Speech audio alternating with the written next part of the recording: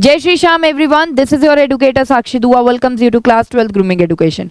तो इस वीडियो में बेटा हम लोग बात करने वाले हैं क्वेश्चंस की जो आपके माइंड में अभी चल रहे हैं। आपको ये नहीं पता कि एग्जाम सेंटर पर हमें कब तक पहुंच जाना चाहिए, एग्जाम सेंटर पर कौन सी चीजें ले जाना अलाउड है और कौन सी चीजें ले जाना अलाउड नहीं। तो बेटा एग्जाम टाइम है 10 AM। 10 AM पे बेसिकली आपको आंसर शीट मिल जाएगी, ठीक है। जो बेसिक डिटेल्स वगैरह फिल करने के लिए आंसर शीट प्रोवाइड की जाती है वो आपको 10 AM मिल जाएगी। तो क्योंकि हमें 10 AM आंसर शीट मिल जाएगी तो बेटा हमें 9:15 AM तक अपने सेंटर ऑफ एग्जामिनेशन पर पहुंच जाना चाहिए। मैं 9:15 AM क्यों कह रही हूँ, वो इसलिए कह रही हूँ, देखो बेटा आप 9:15 AM तक पहुँचोगे, 15 मिनट्स राउंड ऑफ आपको सीटिंग अरेंजमेंट वगैरह देखने में लग जाएंगे, 5 to 7 मिनट्स आपको आपके एग्ज़ाम रूम में पहुँचते हुए लग जाएंगे, है ना। कई बार एग्ज़ाम रूम इतना इजीली नहीं पता लगता, हमें ढूंढते हुए टाइम लगता है ना। तो 5 to 7 मिनट्स आप उसका भी लगा कर चलो। फिर आपको थोड़ा बहुत आपको अपने आप को सेटल डाउन करने के लिए भी टाइम चाहिए होता है ना। तो बेटा यहाँ पर फिर आप थोड़ा सा रेस्ट करोगे और 9:30 के अराउंड 9:30 और यू कैन से 9:35 तक आप बेटा अपने एग्जाम रूम में होगे, है ना। तो 20 to 25 मिनट्स आप रिलैक्स भी करना चाहोगे क्योंकि फिर आपको लगातार एग्जाम भी देना है ना। तो बेटा फिर 10 AM आपको क्या मिल जाएगी, आंसर शीट मिल भी जाएगी। तो बात करते हैं अगर एग्जाम टाइम की, तो एग्जाम टाइम रहने वाला है 10 AM to 1:30 PM। उनके लिए जिनका 3 आवर्स का एग्जाम है, ड्यूरेशन 3 आवर्स है, ये 30 मिनट्स एक्स्ट्रा मैं लेते हुए चल रही हूँ, वो मैं अभी बताऊंगी क्यों। जिनका बेटा 2 आवर्स वाला है उनका 10 AM to 12:30 PM तक एग्जाम कंडक्ट होगा, ठीक है। अब मैं आपको बताती हूँ कि क्या क्या रहने वाला है। देखो बेटा ध्यान से सुनना। देखिए आप एग्जाम रूम में बैठे हुए होगे, है ना।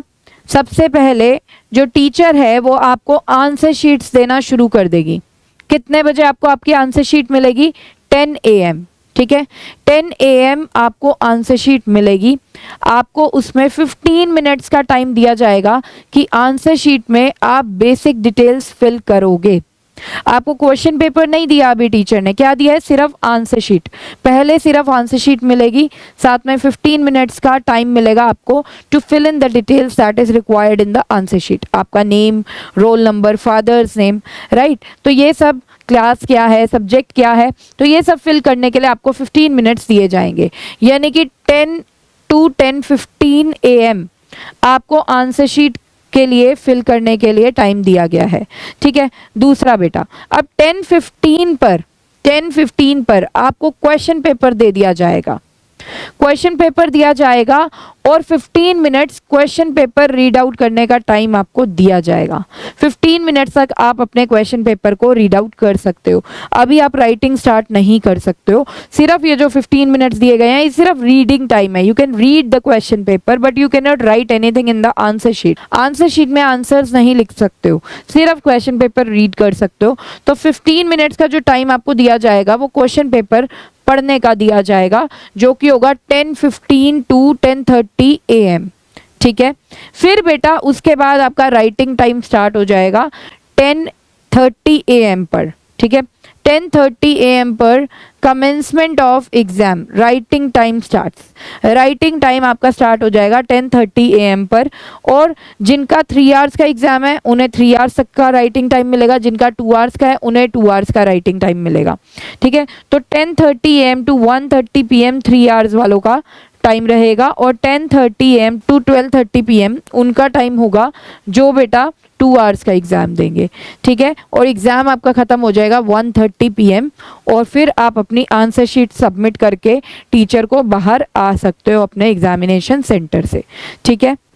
नेक्स्ट बेटा नो इलेक्ट्रॉनिक डिवाइसेस। कोई भी इलेक्ट्रॉनिक डिवाइसेस अलाउड नहीं है एग्जाम देते टाइम।